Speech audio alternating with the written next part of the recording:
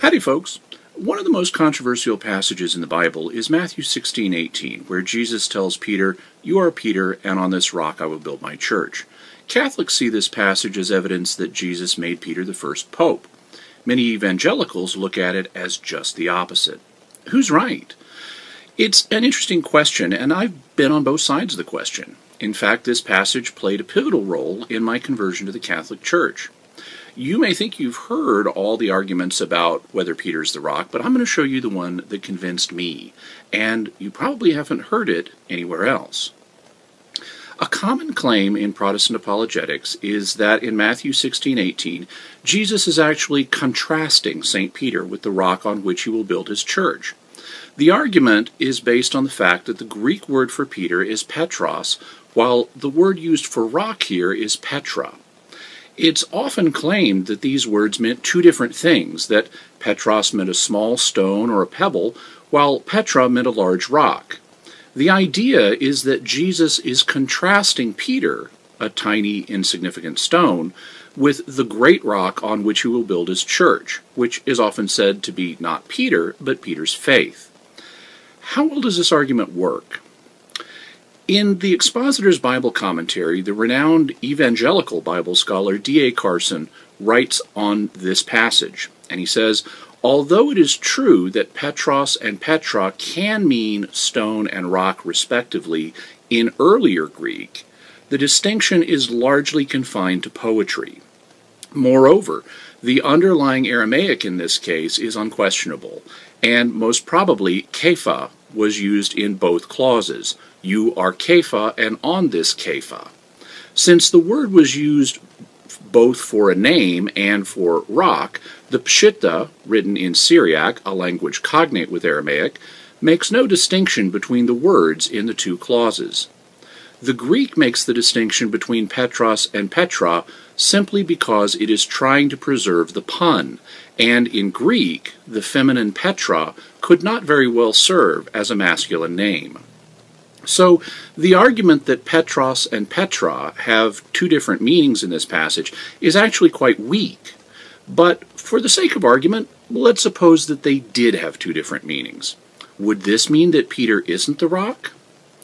The argument that he isn't is based on the fact that there is a clear parallelism between Peter and the rock in this passage, and it assumes a particular kind of parallelism, one that contrasts Peter with the rock. But this form of parallelism, which is sometimes called antithetic parallelism, is not the only kind of parallelism there is. The Bible often uses another form, known as synthetic parallelism. In synthetic parallelism, the second item mentioned builds on or amplifies the meaning of the first. If that's what's happening in this passage, even if we grant that Petros means a small stone and Petra means a large rock, then it doesn't follow that Peter and the rock are two different things. Instead, Jesus would be saying something like, "Although you may seem to be a small stone, Peter, on the large rock that you really are, I will build my church." In this case, Petra, or large rock, would bring out the actual significance of the small stone that Peter appears to be. But there are other, even more decisive arguments, and you don't have to speak Greek or Aramaic to understand them. A key moment in my own conversion occurred one day when I was reading a book and it had an extended quotation from Matthew 16. I suddenly realized that there was a structural feature in the text that pointed to Peter being the rock. Soon afterwards, I noticed additional features that indicated the same thing. I realized that these were far stronger indicators than the arguments I'd previously taken for granted regarding the alleged difference in meaning between Petros and Petra, and I had to change my view. Here's what I discovered. If we back up a few verses, we find Jesus asking the disciples a question. Now, when Jesus came into the district of Caesarea Philippi, he said to his disciples, "Who do men say that the Son of Man is?" And they said, "Some say John the Baptist, others say Elijah, and others Jeremiah or one of the prophets." He said to them, "But who do you say that I am?" Simon Peter replied, "You are the Christ, the Son of the living God." That's the correct answer, and in response, Jesus said three things to Peter.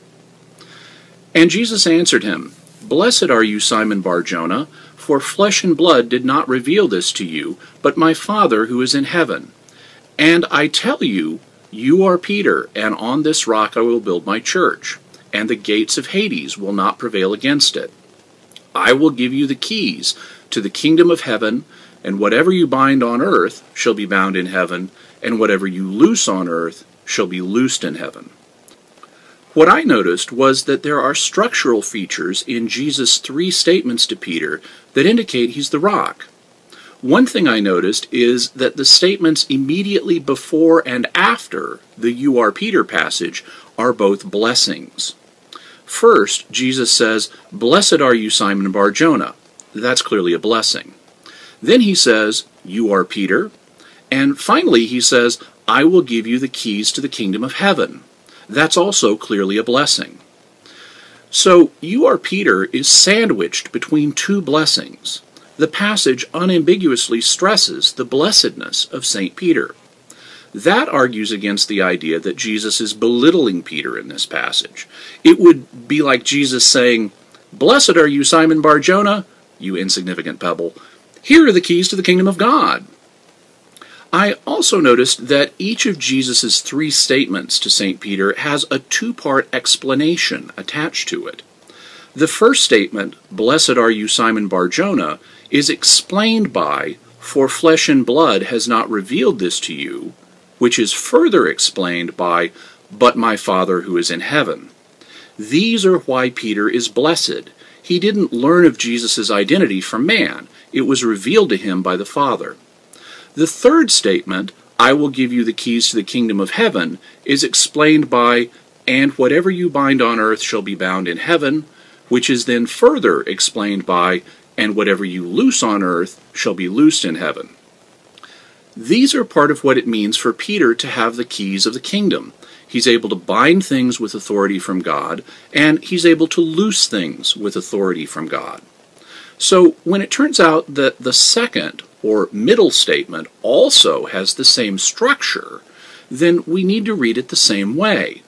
The second statement, "You are Peter," is explained by, "And on this rock I will build my church," which is further explained by, "And the gates of Hades shall not prevail against it." So this is what it means for him to be Peter. Jesus will build his church on him, and the gates of heaven will not prevail against it. When I realized these things, I realized that Peter had to be the rock that Jesus is talking about. And that was a pivotal moment in my journey with God, because if Peter's the rock on which Jesus builds his church, that means that Peter is the chief apostle, the chief shepherd of Christ's flock. And that means that once Jesus has ascended to heaven, Peter is the earthly head of the church. That's a good description of the office of the Pope. And so when I realized these things, I concluded that I had to reconsider matters. I had to review my beliefs with an open mind towards whether the Catholic Church is right after all. In the end, I concluded that it is, and so I became Catholic. In the years since, my conviction has only strengthened as I've learned more about Catholic teaching and its basis in the Bible, including the role of the Pope. If you like the information I've shared in this video, I'd encourage you to join my Secret Information Club. It's a free service that I offer by email. I try to send out fascinating information related to the Catholic faith. If you join, the very first thing you'll get will be an interview I did with Pope Benedict on the Book of Revelation. What I did was I composed questions about the Book of Revelation and then took the answers from Pope Benedict's writings. So I hope you'll check it out. You can learn more about it and join at www.secretinfoclub.com. Thank you very much.